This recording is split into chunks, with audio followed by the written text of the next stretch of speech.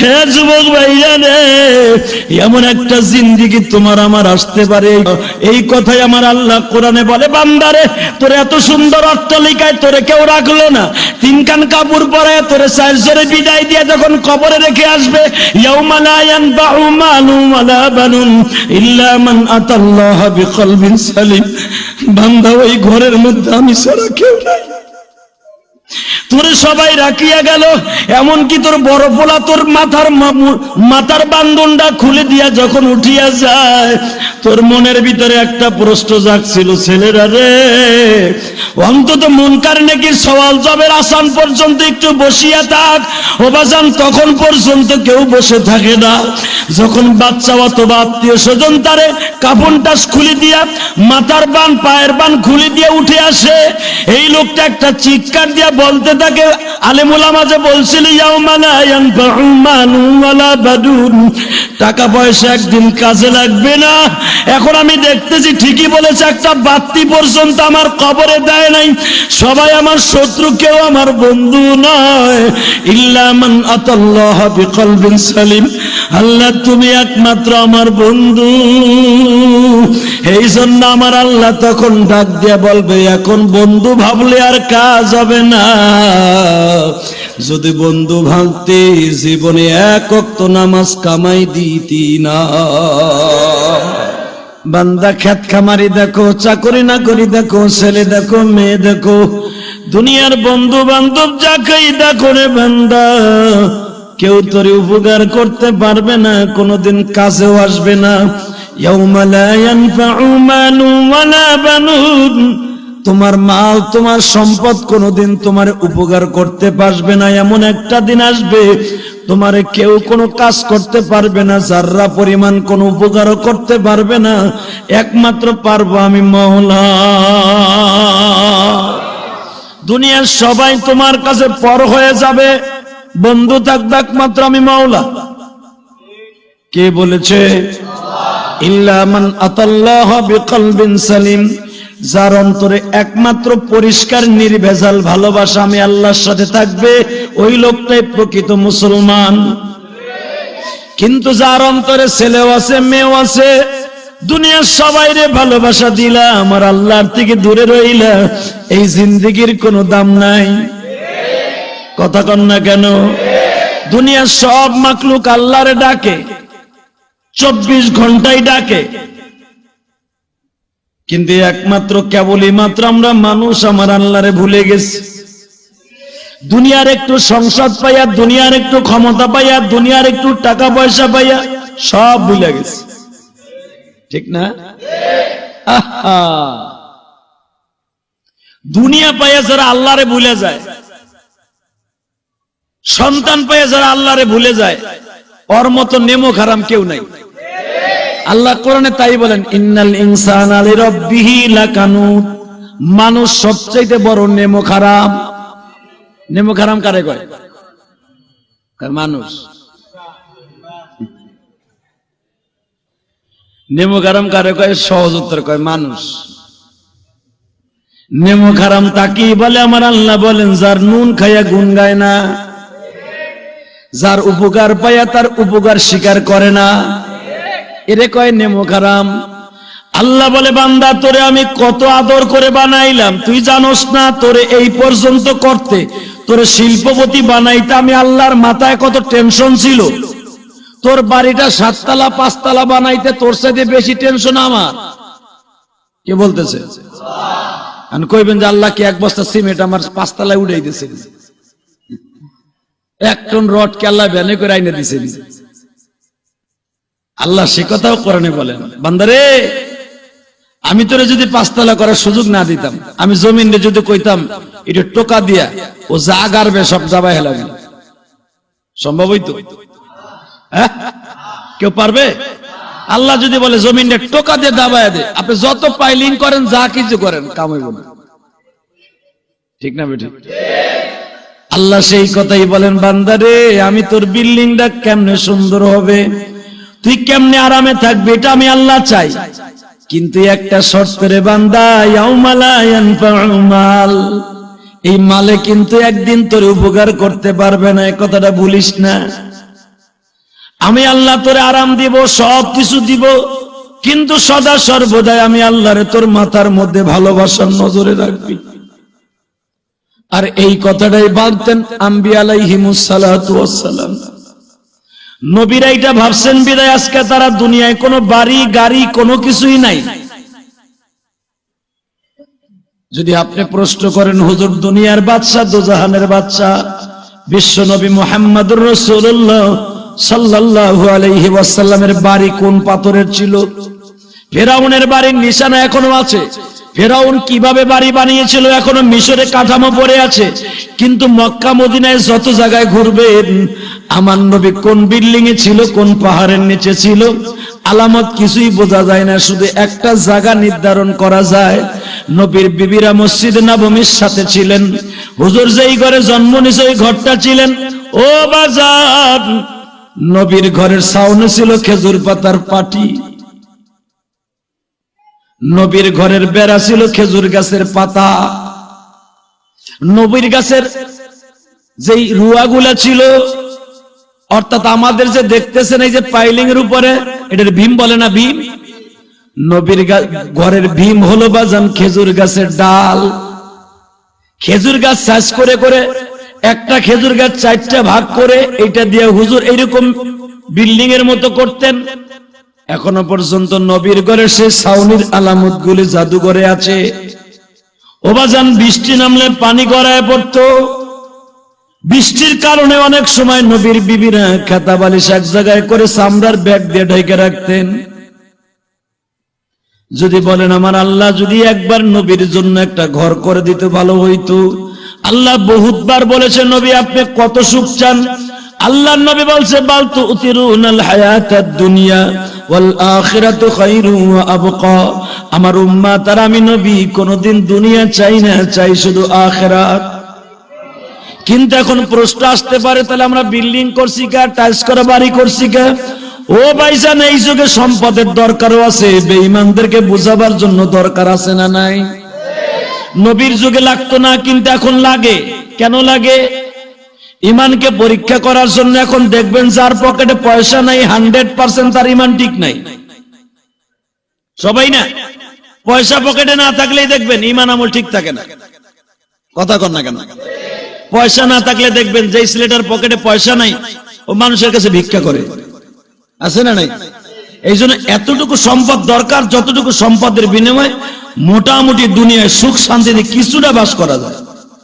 কিন্তু এত সম্পদ দরকার নাই, সুদ ঘুষ হারাম ব্যভিচার দিয়া দিনটা শেষ করে দিলাম, কিন্তু আল্লাহরে ভুলে গেলাম। এটার নাম জিন্দেগি না।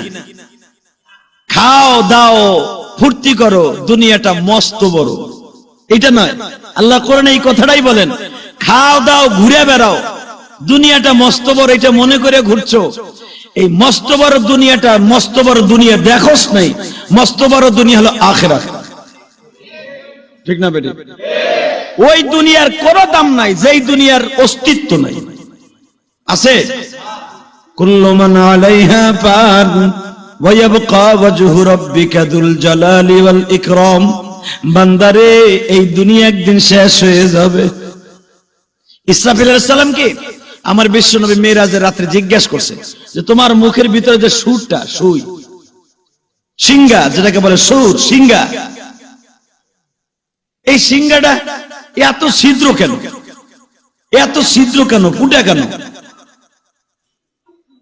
আর তোমার এই সিংহাটার মুখ এত বড় কেন? এটার মুখ কোন দিকে গেছে এটা তালাশ করেও ঠিক পাওয়া যায় না। এটার দূরত্ব কত? ইসরাফিল আলাইহিস সালাম বললেন এটার দূরত্ব আমি জানি না, একমাত্র রবি ভালো জানে। আরো জোরে বলেন, আরো জোরে। সিংহার সিস্টেম আপনারা অনেকেই ছোটকালে গেলে আমরা দেখি নাই, আপনারা দেখছেন যাদের বয়স 60-70। আগে শুনতাম কলের গান গাইতো, কলের গান আছে না? কলের গানের একটা ব্যাটারির উপরে এমন একটা সুঙ্গালা দিয়ে রাখতো, এটা ঘুরাইতো আর গান বাজতো। ইলেকট্রিসিটি লাগতো তেমন একটা লাগতো না, কোন রকম ভাবে ঘুরাইলি গান গাইলে গান হইতো। এরকম সিংহা ঈসা আলাইহিস সালামের ওইরকম একটা সিংহা। অথবা আর একটা জিনিস আপনাদের সহজ বুঝাই, মোহনবাসী দেখছেন কি? এই যে বিভিন্ন ব্যায়াম পার্টি যারা গান বাদ্যতে যায়, এবং এই যে বেশিরভাগ এখন তো সহজে দেখে ফেলবেন এই যে ইলেকশন চলতেছে, ইলেকশনের গরম, হাওয়া গরম, ব্যায়াম পার্টি কত সুন্দর গান বাদ্য দিয়া মানুষকে মনোরঞ্জনের জন্য কত সিস্টেম চালু করে। গতকালকে মাহফিলে যাচ্ছি, মোহাম্মদপুর দিয়ে বেরিবাদ দিয়ে, হায় রে সুবহানাল্লাহ, সেই মিছিলের জন্য 1 ঘন্টা দাঁড়িয়ে দিচ্ছে। এত বড় মিছিল, বিভিন্ন জনে, কেউ ব্যায়াম পার্টি, কেউ হাতরবাজি ফুটাইতেছে, কেউ আবার জোরে জোরে চিল্লাইতেছে, কেউ আবার ভাই মোহনবাসী বাজাইতেছে, বিভিন্ন কোয়ালিটিতে কেউ নাচতেছে, কেউ ট্রাকে নাচে, কেউ রাস্তায় নাচে, কেউ মোটরসাইকেলের উপরে নাচে, কেউ আবার প্রাইভেটের উপরে ছাদ নাই, হেডের উপরে বয়ে বয়ে নাচে। অনেক প্রাইভেট দেখলাম দামি দামি, ছাদ ধাক্কা দিলে সরে যায়, মাথা ছাদের উপর দিয়ে বাইর করে দিয়া কত রং বেরঙ্গের এক একজনের মার্কা নিয়ে মিছিল দিচ্ছে। তখন আল্লাহ গাড়ির মধ্যে বয়ে বয়ে চিন্তা করলাম, এই যে বেঈমান আবু জেহেলের একটা থিওরি ছিল, খাওয়া দাও ফুর্তি করো, দুনিয়াটা মস্ত বড়, যার খুশি যা তাই করো। এটা কিন্তু আবু জেহেলের সবচেয়ে বড় থিওরি ছিল, খাওয়া দাও ফুর্তি করো, মনের শান্তি বড় ইবাদত। নাউজুবিল্লাহ বলেন না? যেই কালচার এখন বড় হচ্ছে ডোনাল্ড ট্রাম্প, যেই কালচারে বড় হয়েছে বারাক ওবামা, যেই কালচারে বড় হয়েছে জর্জ বুশ, যেই কালচারে বড় হয়েছে ডব্লিউ বুশ, কথা কও না কেন? যেই কালচারে বড় হয়েছে Kelly Bush, Ariel Sharon, Jack শিরা, জনি সনি কয়জমি, গিয়ারহার্ড শোয়েডার, বাং কি মুন, এগুলো কিন্তু নাম, এগুলো অনুমান না। কি ভাবতেছো তোমরা?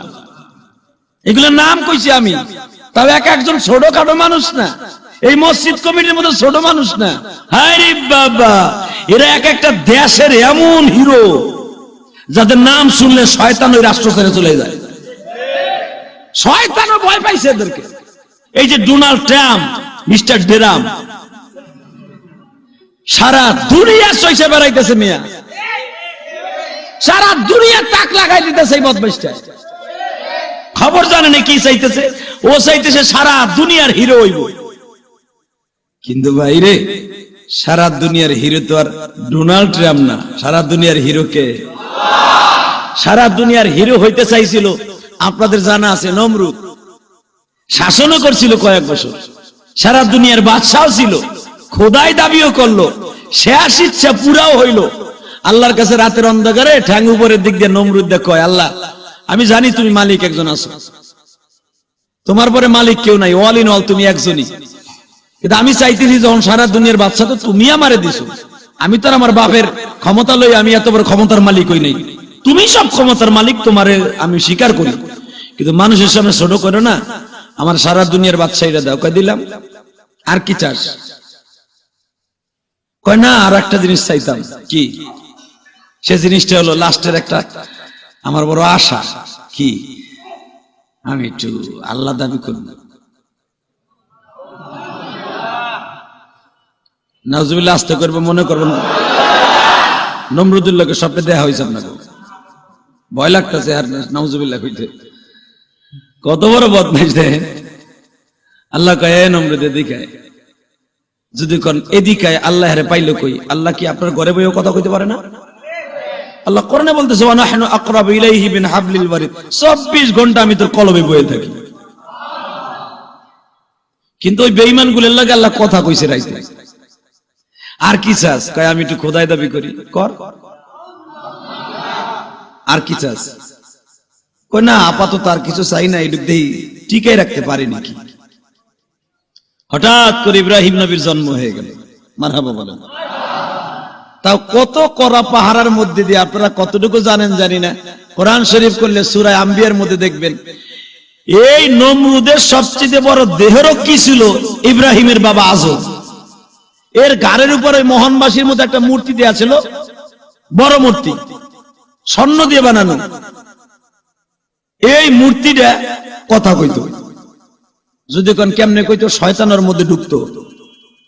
এই জন্যই নমরুদের কাছে দুর্বল ছিল, এই জন্যই আল্লাহরে বাদ দিয়ে ওইটারে পূজা করত। এই মূর্তিটা সকালবেলা আজর ওর কপালের সামনে রাখতো, আমনে করে নম নম নম করতো। নাউজুবিল্লাহ বলেন না? যেরকম দেখেন না, ইন্দু বেরা কয় রমায়ণ গগায়ন ঈশ্বর হরিপদ মহামানায়ং পাদং পদং ফং ফং ফং অং শান্তি অং। ও কইতো নমো নমো নমো নমো, নমরুদ দে কইতো। জিবরাইল আলাইহিস সালাম একদিন বলে, আল্লাহ এই যে বদমাইশটা আল্লাহ দাবি করলো এত বছর গেল গা, 1700 বছর হায়াত দিলা, একটা বারও তোমার আল্লাহ বলে ডাকলো না, কিছু খাও, একটা সিঙ্গেল থাবুর দেই, এটা সিঙ্গেল থাবুর দেই, কান পট্টি জড়ায়া। ইচ্ছা করলে এই পুতুলটা সরাইয়া ও যদি বালিশের উপর একবার বলতো উসজুদু উসজুদু ইয়াকা না'বুদু ওয়া ইয়াকা নাস্তাইন ওয়ারকাউ মা'আর রাকিন, আল্লাহ রুকু তোমারে করলাম, একটা সিজদাও দিলাম, আরে 1700 বছরের ভিতরে একটা বারও তোমার সামনে মাথা নত করে না, একটা সিঙ্গেল থাবুর দেই। আল্লাহ কয় জিবরাইল রে, তুই আমার চেয়ারে বইতে আর আমি তোর চেয়ারে মাঝে মাঝে বইতাম, এর লাগি তো আমার নাম আল্লাহ। ইয়াউমা লা ইয়ানফাউ মালু ওয়ালা বানুন, এ জিবরাইল ও যা কিছু করুক এটা একদিন কাজে আসবে না। কথা বোঝেন নাই মনে হয়, যা কিছু করুক কাজে আসবে না, এইটুকু আল্লাহ বলে থুয়ে দিলেন। জিবরাইল অপেক্ষায় আছে কবে ওর ধ্বংস হইব। হঠাৎ করে বিস্ফোরণ ঘটে গেল, ওরে ধ্বংস করার জন্য পরমাণু অস্ত্র আইতেছে, যেটা মারলে মিস নাই। এই পরমাণু অস্ত্রের নাম হলো ইব্রাহিম। মারহাবা বলেন।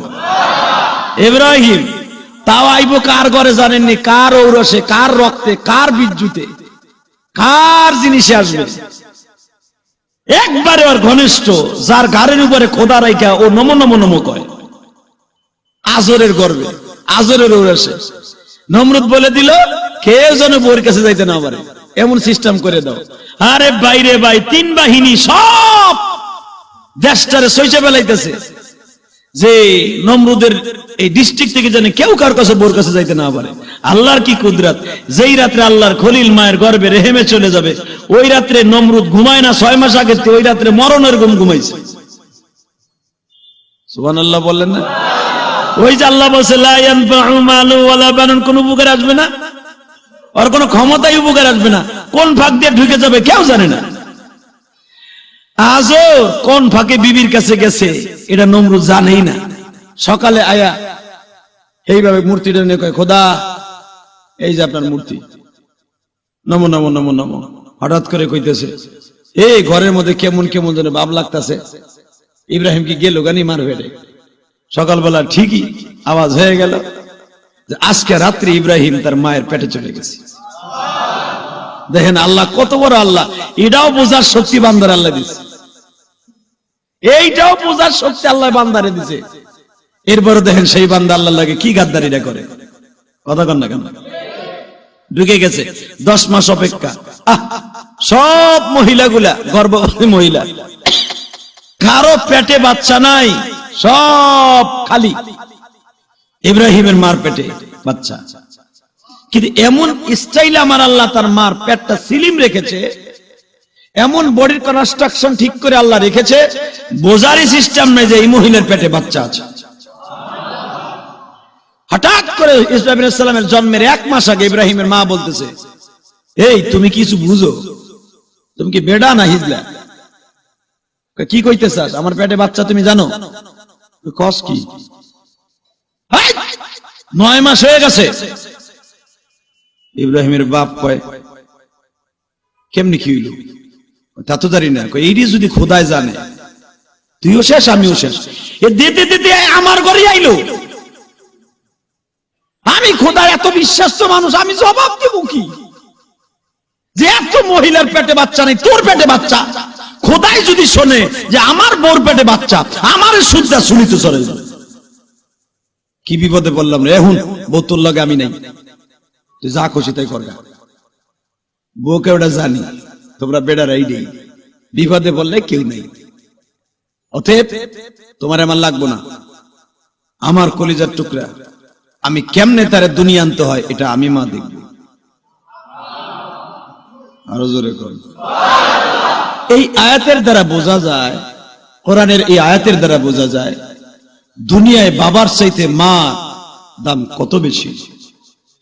ঠিক না বেটি? ইব্রাহিমের বাপ কিন্তু সরে গেলেন ইব্রাহিমের মার কাছ থেকে। আমি তোর বাড়িতেও আমু না, তোর খবরও লবো না, কারণ তোর বিপদ আমার ঘরে উঠবো, আমি এটা চাই না। ইব্রাহিম নবীর মা বাজান রে চলে গেলেন সেই পাহাড়ে। সন্তানটা পেটে নিয়ে অপেক্ষায় আছে, মালিক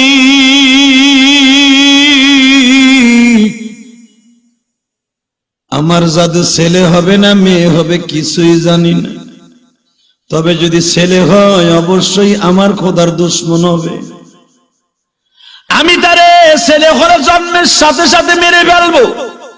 আমার বিশ্বাস মেয়েরা কোনদিন নবী হয় না, ছেলে হলে অবশ্যই। আর খোদায় বলছে আমার শত্রু ছেলে হবে মেয়ে নয়। অপেক্ষার পালা শেষ হয়ে গেল।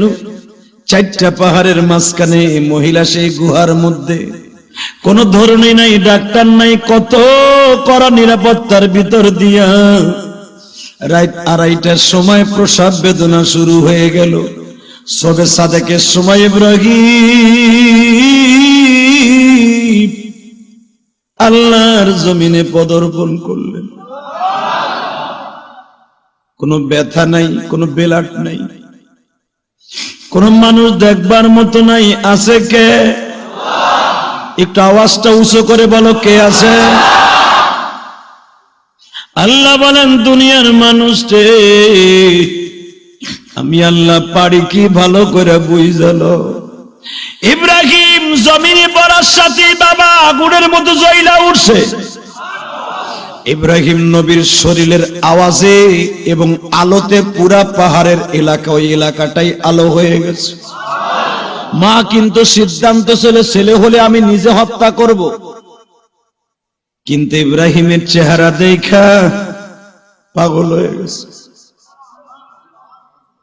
কোলে নিয়ে চুমা দেয় আর বলে, বাবা রে আমি তো তোরে বাঁচাইতে পারুম না। একটা জিনিস মনে রাখবেন, কোন মহিলা যদি ভুল করবে তার পেটে বাচ্চা হিসাবে বিবাহের আগে ডাক্তার বলে দিল এখন কোন রকম ভাবে বাচ্চা ফেলানো যাবে না, কোন রকম ভাবে এখন আপনার বাচ্চা নষ্ট করা যাবে না, হাত পাও হয়ে গেছে, আপনার নির্দিষ্ট টাইম পর্যন্ত আপনার বাচ্চা গর্ভে রাখতে হবে। যদি মহিলার বিবাহ না হয় কিন্তু সেটা অবৈধ হয়। এই মহিলা জানে প্রত্যেক সেকেন্ডে মৃত্যুর যন্ত্রণা কত টেনশন। ও বাজান, এই মহিলা ইব্রাহিমের মা, যদিও সরকারের নিষেধ কোন মহিলার বাচ্চা পেটে আসলে মেরে ফেলবে, এই মহিলার কাছে তো মৃত্যুর মতো যন্ত্রণা মনে হচ্ছে। তার কাছে বাচ্চাটা দুনিয়ায় রাখাই তার জন্য অসহ্য যন্ত্রণা। মনে মনে ভাবতেছে অবৈধ বাচ্চা যেন যেখানে সেখানে ফেলে রেখে দেওয়া যায় মান সম্মানের কারণে। আল্লাহর খলিল তো আল্লাহর পাঠানো পয়গম্বর, তারে তো বাবা এইরকম মনে আনতেই পারে না। মার কাছে মনে হচ্ছে আমি এইটারে কেমনে বাঁচাবো, আমার কাছে কোন নিজের জীবন বাঁচতে হবে, আমি কেমনে তারে বাঁচাবো। ওই পাহাড়ের গুহায় রাইখা কিন্তু মা চলে গেল। আল্লাহ সেই কথাই বলে, ইয়াউমা লা ইয়ানফাউ মালু ওয়ালা বানুন, বান্দারে এমন একদিন আসবে তোর মা বাবা সন্তান মাল তোর কোনো উপকারে আসবে না। আল্লাহর কথা ঠিক আছে না নাই? মা পাহাড়ে গুহায় রেখে গেল, কেউ নাই, কেউ নাই, কে আছে? ইব্রাহিম আলাইহিস সালাম কান্দেও না, একা, মাও নাই, বাবাও নাই, কেউ নেই। জিবরাইল আলাইহিস সালাম এসে ইব্রাহিম আলাইহিস সালামের মুখের মধ্যে মধু দিলেন।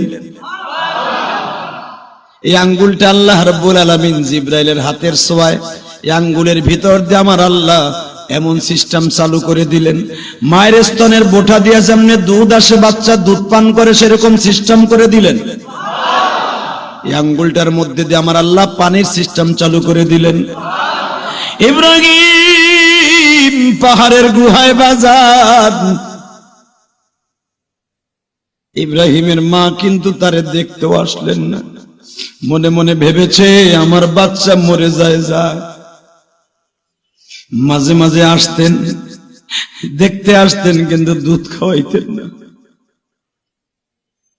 কত কষ্ট ইব্রাহিমের মনে। এই পাহাড়ের গুহায় বড় হচ্ছে, আপনাদের জানা আছে কোরআন শরীফে আল্লাহ সূরা আরাফের মধ্যে বলেন 7 বছর পর্যন্ত আমার আল্লাহ ইব্রাহিমকে পাহাড়ের গুহায় বড় করলেন। ইব্রাহিম বড় হয়ে গেলেন, কারণ নবীরা বাদাম 7 বছর বয়সে মনে হয়তো 14 বছরের পোলা। 7 বছর বয়সে ইব্রাহিমের মা একদিন দেখতে আসছে, আসিয়া কয়, বাপ তুই মরস নাই? ইব্রাহিম বলে, মা আমি তো নিজেই জানি না আমি কেমনে বাঁচলাম।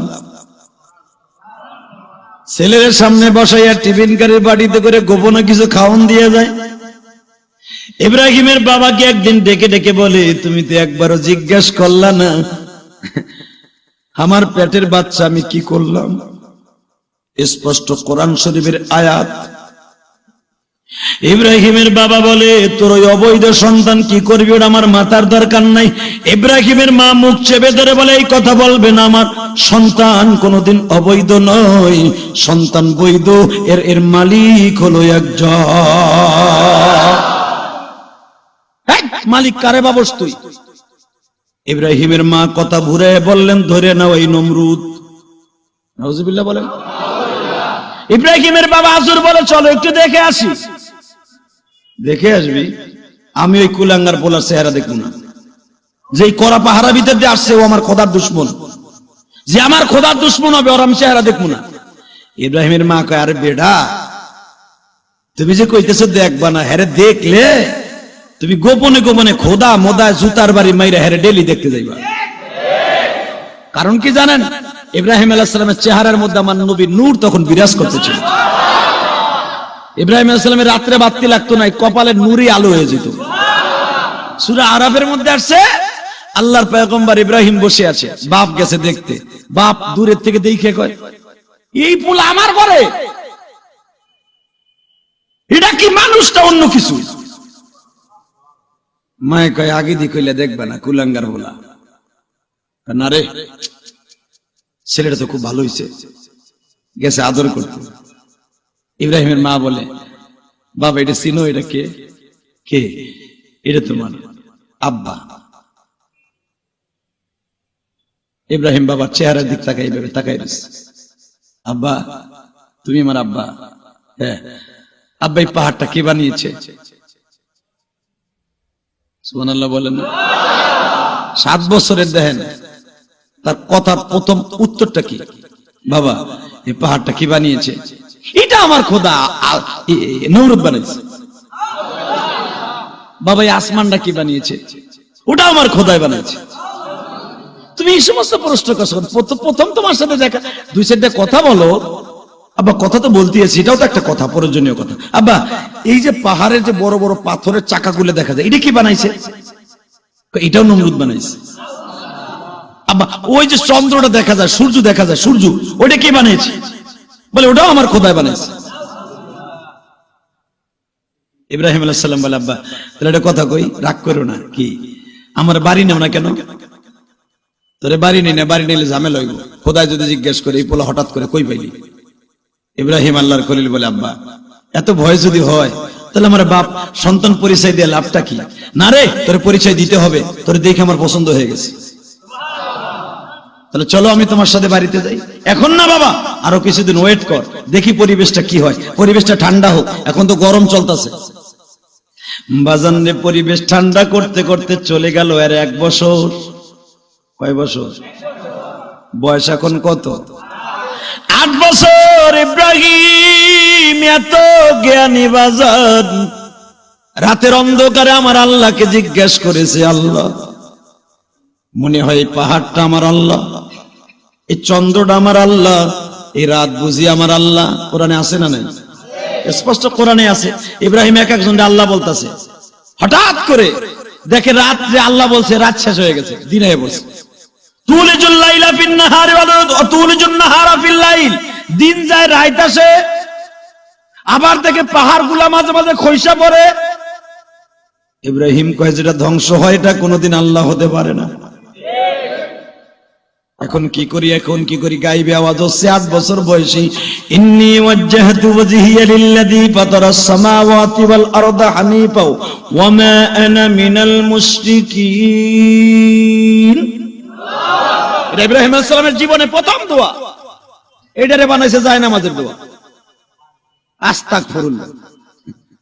এইটা আমরা বানাইছি জায়নামাজের দোয়া, নামাজ আমি এটা করে জায়নামাজের দোয়া না, এটা ইব্রাহিম আলাইহিস সালামের দোয়া, কোরআনের আয়াত, যেরকম মারহাবা ইন্নী ওয়াজ্জাহতু। আল্লাহ আমি বুঝছি যেটা রাত যায় দিন আহে, দিন যায় রাত আসে, সূর্য ডুবে যায় চন্দ্র ওঠে, এগুলো কোনোটাই আল্লাহ না। আমার আল্লাহ হবে ইন্নী ওয়াজ্জাহতু। আমার আল্লাহ যদি থেকে থাকে আমি তার দিকে মুখ ঘুরাই দিলাম, আমি মুখ ঘুরাই দিলাম। ওয়াজহিয়া লিল্লাযী ফাতারাস সামাওয়াতি ওয়াল আরদা হানিফা। ওই আল্লাহ এক, ওই আল্লাহর সাথে কোনো শরীক নাই।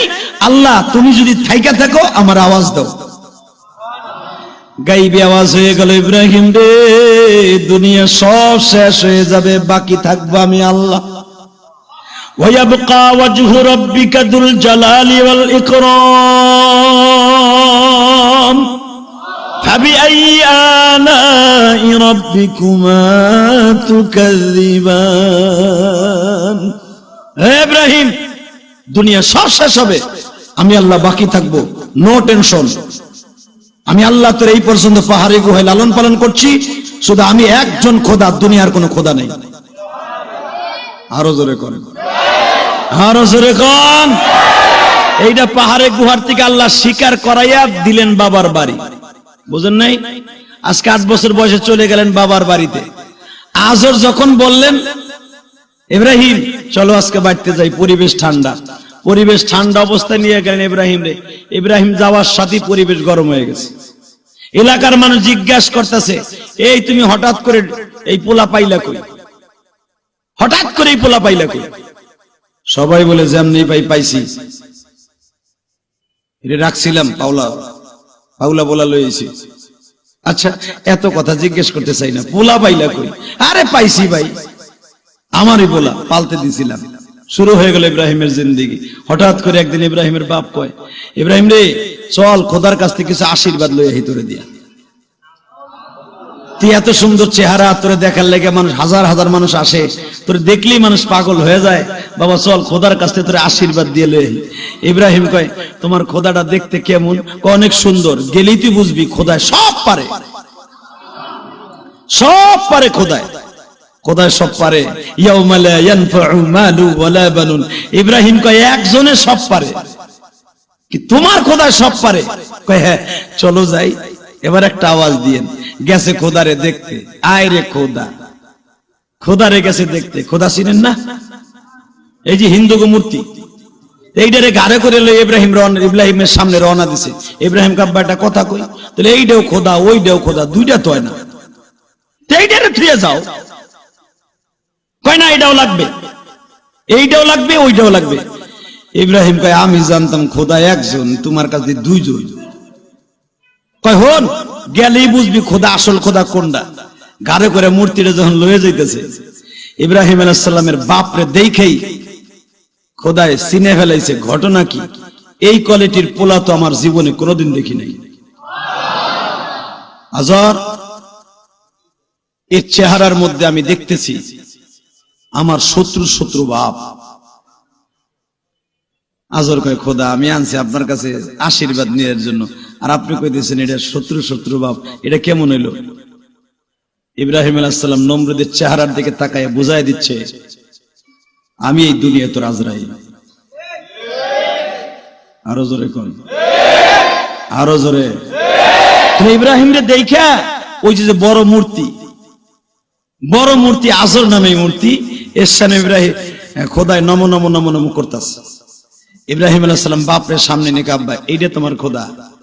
কহ এই দেখ কত বড় লম্বা, নাকটা কত বড় লম্বা, মাথাটা কত বড় বড়, দেখ আলাদা কোয়ালিটি। ইব্রাহিম কয় আব্বা এটা কথা কই রাগ করো না, কি তোমার খোদা এমন কালা কে? এতে কি কস আমার খোদা কালা মানে? কারণ আমার আল্লাহ বলতেছে আসমাউল হোসনা, আমি আল্লাহ যেরকম সুন্দর আমার নামগুলো তেমন সুন্দর। কে বলেছে? কে কে জোরে বলে না, কে বলেছে? ইব্রাহিম তো এটা জানা আছে যে আল্লাহর নাম হলো আসমাউল হোসনা, চেহারাও সুন্দর নামও সুন্দর। হ্যাঁ ভাইরা, যখন বলছে আসমাউল হোসনা, আব্বা আমার জানা মতে জানি খোদা গো চেহারা থাকে সুন্দর, আর তোমার খোদা এমন কালার কালা, দেখতে এত বিশ্রী, এটা হতে পারে না গো বাবা, আমি এটার খোদা বলে মানি না। এই কথা শুনে ফেলাইছে পাশের লোকগুলা। ইব্রাহিমের বাবা আস্তে করে গামছা আসিল লগে, ইব্রাহিমের মুখটা চাইবা ধরছে। তুই কি কইলি? তোরে আল্লাহ আশীর্বাদ নেওয়ার লেগে, দোয়া নেওয়ার লেগে, তোর চেহারা সুন্দর, সব সুন্দর, আর তুই কইতেছ তোর খোদা কালা। এই কামটা তুই কি করলি? বাজানরে শুরু হয়ে গেল ইব্রাহিমের বাবার সাথে ইব্রাহিমের তারুস। বাবার সাথে তারুস বলা হয়, শুরু হয়ে গেল ডিভাইডেড, শত্রুতা শুরু হয়ে গেল।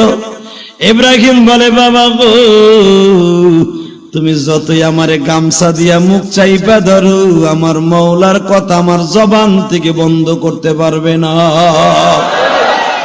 এ মুসল্লি ভাইরা, এই দুনিয়ায় আমার আল্লাহ এমন একজন আল্লাহ, আল্লাহু লা ইলাহা ইল্লা হুয়াল হাইয়ুল কাইয়ুম। আমার আল্লাহ এমন একজন সর্বময় ক্ষমতার মালিক, যার ক্ষমতা আজও পর্যন্ত কেউ মাপিয়া শেষ করতে পারে না। ঠিক না বেঠিক? এ দোস্ত, কেন এই কথাটা বলছি এখন বুঝবা। ইব্রাহিম যখন নবুয়াতি পাইলেন, ইব্রাহিম আল্লাহর খোদা, আল্লাহর খলিল, ইব্রাহিমের সাথে একটা ওয়াদা হয়ে গেল, ইব্রাহিম রে, তোর খোদারে আজকে আমি মার্ডার করব। নমরুদ আল্লাহরে মার্ডার করব। আল্লাহরে মার্ডার করার সিস্টেম আছে? মিরপুরে আছে মনে হয়, আছে। ইব্রাহিম কয়, আমার খোদারে মার্ডার করবো। কয়, তোর খোদারে মারা পর্যন্ত আমি শান্তিতে পাবো না। তোরে এত চেষ্টা করলাম, মারতে পারলাম না, তোর খোদারে মার্ডার করলে সব শেষ হয়ে যাবে। ইব্রাহিম কয়, আল্লাহ বদমাইশ কয় কি তুমি শুনছো? আল্লাহ কয়, ইব্রাহিম রে, ওর একটু সুযোগ দে, এটি লাস্ট চান্স। সুবহানাল্লাহ কইলেন না? ও বড় আশা করছে, বড় আশা, ও আমারে মার্ডার করবে। শয়তান আপনারা জানেন, বড় বড় দুটা, ওই যে বুনা দেখবেন চিড়িয়াখানার মধ্যে উট পাখি আছে না, উট পাখি, এরকম বড় দুটা শকুন শয়তান এইভাবে নিযুক্ত করছে, তার ছেড়ে আসছে, এদের উপরে শয়তান সুন্দর করে চকির মতো বানায়া শয়তান চলছে, প্রথম উঠে যাচ্ছে পাহাড়ের উপরে, পৃথিবীর সবচেয়ে বড় উঁচা পাহাড়। এই পাহাড়ে উঠা তার সবচেয়ে বড় 11 বন্ধু হ্যারে কইতেছে, এবার তীর ধনুক দে। তীর ধনুক হাতে নিয়ে বেঈমান পাহাড়ের চূড়ার থেকে তীর ছড়বে, আল্লাহরে মার্ডার করবে। তীরটা যখন যাচ্ছে, আল্লাহর কারিশমা বোঝার কোন সিস্টেম নেই। তীর তো যাচ্ছে আল্লাহর হুকুমে, তীর যাচ্ছে। জিবরাইলকে আল্লাহ 100 বছর করলো রাজত্ব, করলো খোদাই দাবি, সব মাইনা নিলাম, এবার তোমার মার্ডার করার লেগে তীর বানাইছে, ধনুক বানাইছে, এবার তোমার মারবো, এবার আমি কি করব? তোর কিছু করতে হবে না, আমি যেটা কমু এটা করবি। কি? আর তীরের মাথায় রক্ত মাখাই দে। জিবরাইল তো মাথা গরম, কয় কি? এ জিবরাইল, আমি কিন্তু মালিক, তোরেও আমি বানাইছি, নমরুদেরও আমি বানাইছি, তুই আমার হুকুমের গোলাম। মাখা রক্ত, আল্লাহ রক্ত তো জান্নাত ছাড়া নাই, জাহান্নাম ছাড়া নাই, কোথার থেকে রক্ত পাবা? রক্ত তো নাপাক, দুনিয়ার রক্ত পাবো কই? তুই দেখ দুনিয়ার কোন মাখলুকের কাছে রক্ত পাওয়া যায়। প্রথম চেয়েছিলেন পাহাড়ের সমস্ত পাখি, পশু পাখির কাছে, সবার কাছে চাইছে রক্ত। যখন বলছে রক্ত দিয়ে কি করবে, আমার আল্লাহ চাইছে, আমারে জবাই দিয়ে যত রক্ত চাও নিয়ে যাও।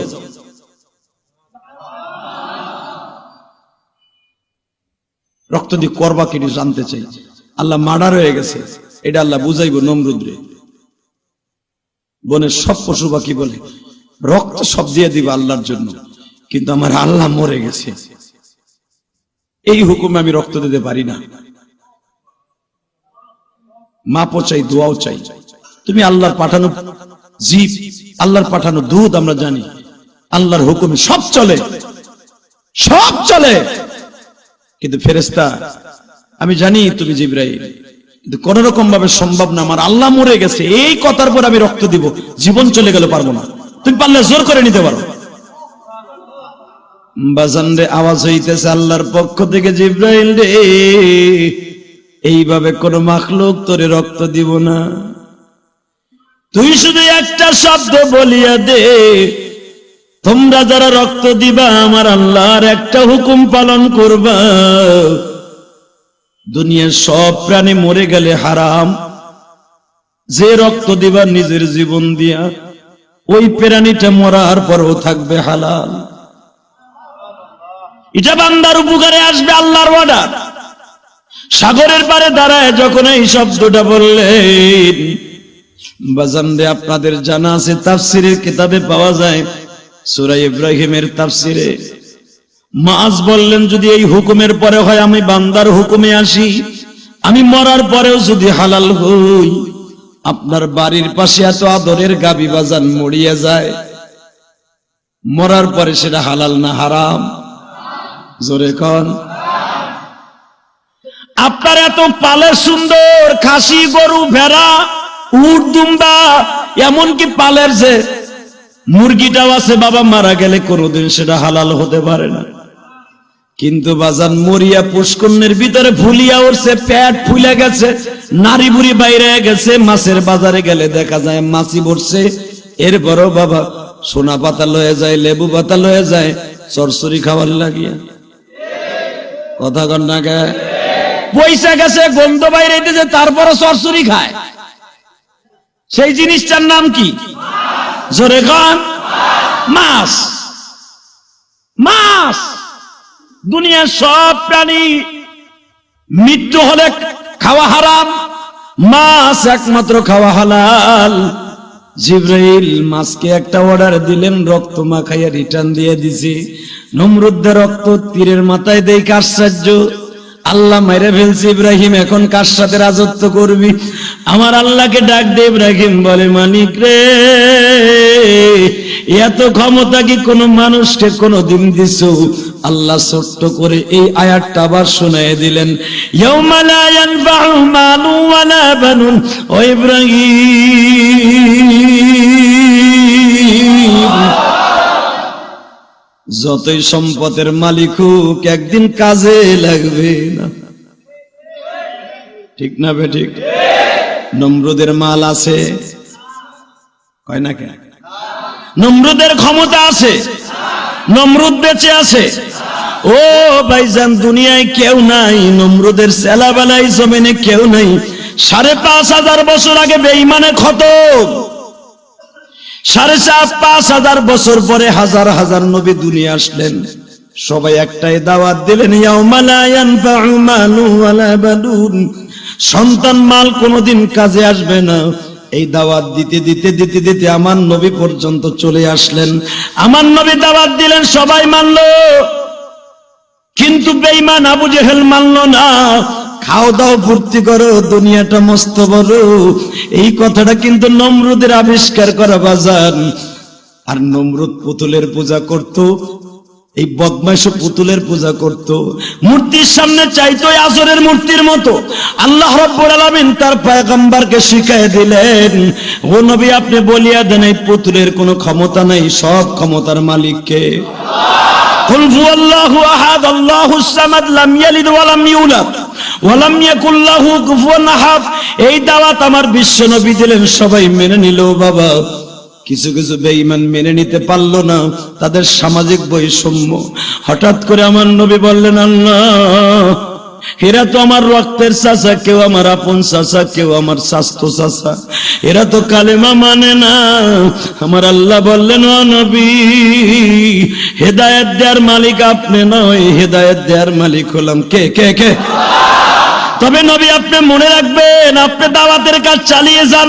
এই যে আমরা উলামায়ে কেরাম জুমায় বুঝাই, ওয়াজে বুঝাই, দাওয়াত ও তাবলীগের লোকেরা মসজিদে বুঝায়, বাজান রে, রাস্তাঘাটে বুঝায়, তারপরেও কি সব মানুষ হেদায়েত পায়?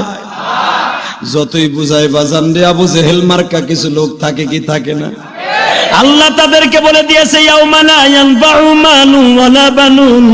বান্দা, দুনিয়ায় যত কিছুই দেখো কোনো কাজে আসবে না। আমি আপনাদের একটা ঘটনা শুনাইলেই বুঝতে পারবেন। আল্লাহর এক বান্দা বাবা হসপিটালের বেডে ঘুমিয়ে আছে, মুখের মধ্যে দিয়া নল লাগাইয়া নল দিয়ে খাওয়াইতেছে, অক্সিজেন নাক দিয়ে দেয়, গাল দিয়ে খাইতে পারে না, নলের মাধ্যমে খাওয়ায়। এই লোকটার জিজ্ঞাসা করা হলো, আল্লাহর বান্দা, আপনার শেষবারের মতো কোনো ইচ্ছা আছে কিনা? আল্লাহর বান্দা বলে কোনো জিনিসের ইচ্ছা নাই, শুধু একটা ইচ্ছা আছে, আমার ছোট্ট ছেলেটার একটু আমার পাশে বসাইয়া দাও। আল্লাহ সেই কথাই বলে, ইয়াউমা লা ইয়ানফাউ মালুন ওয়ালা বানুন, ছেলে সন্তান মাল কোনো কাছে আসবে না। এই লোকটার বালিশের পাশে ছোট্ট পোলাটা বসা, পোলাটার হাতটা কপালে নিয়ে বারবার বাবা বুঝাইতে চায়, বাবারে তোদের জন্য সম্পদ করছি, এখন আমার বডির ভিতর দিয়ে কোনো খাবার ঢুকে না। ডাক্তার ডিক্লেয়ার দিছে শুধু স্যালাইনের পানি ছাড়া আমার শরীরে আর কোনো জিনিস শুট করবে না। আমার বডি এমন দুর্বল হয়ে গেছে, দুনিয়ার কোনো শক্ত খাবার আমার জন্য হারাম হয়ে গেছে। বাবা এই সম্পদ গুলা রাখিয়া গেলাম, তোমরা দেখিয়া শুনিয়া রাইখো, মসজিদ মাদ্রাসায় দান করিও।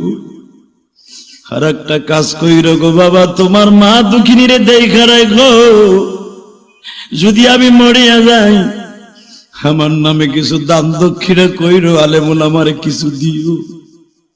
ছোট পোলায় বাবার পাশে বসিয়ে কত করন্দন করে, কত কান্নাকাটি করে, বাবার বুকটা ফাটিয়ে যায়। বাবা রে, এমন একদিন ছিল তোরে ঝাঁকি দিয়ে কাঁধে নিতাম, এমন একদিন ছিল তোরে ঘাড়ে নিতাম, আজকে আমার গালের মধ্যে দিয়ে নল লাগানো, চোখের মধ্যে দিয়ে দেখি শুধু আওয়াজ করতে পারি না, হাত পা গুলা লড়াইতে পারি না, শুধু মুখটা লড়াই লড়াই আদরের আভাস দিতে পারি।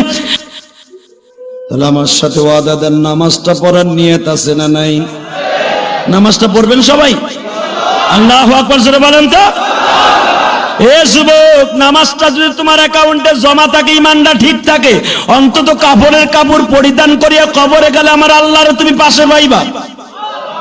ওয়ালবিসুহু মিনাল জান্নাহ ওয়া আবশিরুহু মিনাল জান্নাহ, আল্লাহর পক্ষ থেকে আওয়াজ আসবে, এই লোকটারে কবরে আযাব দিস না, এই লোকটারে কোনো কষ্ট দিস না, আমার পক্ষ থেকে ওর একটা জান্নাতের বিছানা বিছায় দে।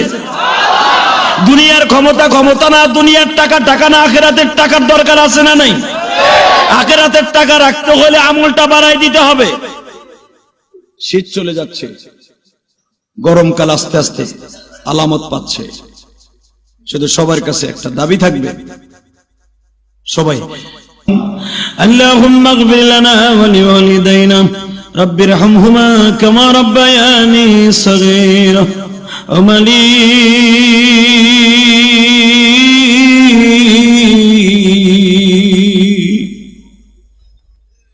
তুমি একটু তোমার রহমতের নজরে তাকায় দেখো, তোমার পাগলগুলি মার কথা মনে করে কান্দে, বাবার কথা মনে করে কান্দে। আল্লাহ দেখো তো এদের মধ্যে কার জানো মা নাই? মায়ের বাস করলে আমার ভাইদের কলিজার মধ্যে কোষের কালির মতো আঘাত করে। হুজুর কোথায় পাবো মা?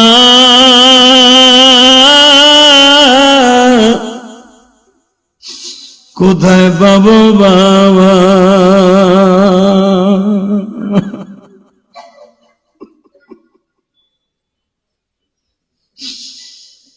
নারায়ণগঞ্জ থেকে মাসুম প্রতি জুমায় আসে, মুসাফা করে আমারে হাদিয়া দিয়ে বলে আমার মাও নাই বাবাও নাই। এই মাসুমের ভাতিজা আজকে আবার মাদ্রাসার জন্য এক সেট তাফসির কিতাবের কিনে নিয়ে আসছে, তাফসিরে নুরুল কোরআন কিনে নিয়ে আসছে, আমার মাদ্রাসায় দিবে। মালিক রে, যারা এত ভালোবাসে তুমি তাদেরকে কেমনে ভালো না বাইসা পারবা? আয় আল্লাহ, তোমার পাগলগুলি প্রতি জমায় 1000, 500, 100, 2000, আয় আল্লাহ যারাই দান করে তুমি এদের সকলের দানগুলা কবুল করে নাও। আল্লাহ তোমার কত বান্দা বান্দি বাংলাদেশের বাহির থেকে দোয়া চায়, এই জুমার বয়ানগুলি তারা ইউটিউবে শুনে আর কান্দে, জুমার বয়ানের অপেক্ষায় থাকে লক্ষ লক্ষ আমার ভক্তবৃন্দ, কখন জুমার বয়ানটা ছাড়বে। আল্লাহ আজকেও তোমার এক বান্দা বান্দি, আবার এক ভাই উত্তরা থেকে তার মায়ের জন্য দোয়া চেয়েছে, হুজুর আমার মা মারা গেছে 40 দিন হয়ে গেল, আপনি তো মায়ের বাবা, আমার মায়ের কবর অবস্থা কি আমি জানি না। আল্লাহ যারাই এইভাবে দোয়া চায় তাদের মা বাবাকে মাফ করে দাও, তাদের কবরগুলো জান্নাতের বাগান বানিয়ে দাও। আমাদের এমপি সাহেব ইলিয়াসউদ্দিন মোল্লা দোয়া চেয়েছে সমস্ত পরীক্ষার্থীর পক্ষে। আল্লাহ ইলিয়াসউদ্দিন মোল্লা এমপি সাহেবের বাবা মাকে মাফ করে দাও। আল্লাহ তাকে তুমি সুস্থ রাখো, সমস্ত বিপদ থেকে রক্ষা কইরো। আয় আল্লাহ তুমি আমাদের দোয়া কবুল মঞ্জুর করে নাও।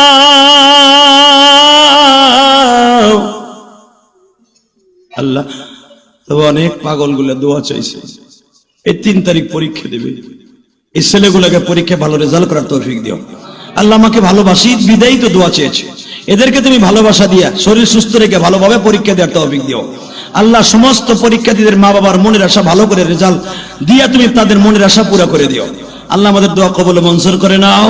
আমাদের সন্তানগুলোকে হক্কানি আলেমা বানায় দাও। আল্লাহ এই মাদ্রাসায় যারা দান খয়রাত করে তাদেরকে কবুল করে নাও, এই মসজিদে যারা দান করে তাদেরকে কবুল করে নাও। আল্লাহ মাসুম ভাইয়ের ভাতিজা দোয়া চেয়েছে, আল্লাহ ও অসুস্থ, সুস্থ করে দাও। আল্লাহ আরো অনেকে দোয়া চেয়েছে, মোহাম্মদ আলী ভাই তার ছেলে পরীক্ষা দেবে, আল্লাহ ভালো করে রেজাল্ট করার তৌফিক দাও। এই মসজিদ কমিটির অনেক বন্ধুরা, বিশেষ করে অত্রে ফাউন্ডেশনের কমিটির মধ্যে যিনি দোয়া চেয়েছে, আল্লাহ তার সন্তান সহ যারা পরীক্ষা দেবে তাদের সবাইকে ভালো রেজাল্ট করার তৌফিক দিয়ে দাও। আল্লাহ যারা কবরে চলে গেছে অত্র ফাউন্ডেশনের বিগত কমিটি, বর্তমান কমিটি, তাদের সবাইকে কবুল করে নাও, তাদের নেক হায়াত দান করো, শরীরটাকে সুস্থ রাখো। ওয়াসাল্লাল্লাহু তাআলা আলা খায়রি খালকিহি মুহাম্মাদি ওয়া নূরি আরশি সাইয়্যিদিনা ওয়া আগুম বিরহমাতিকা ইয়া আরহামার রাহিমিন। যার যার স্থানে দাঁড়ায়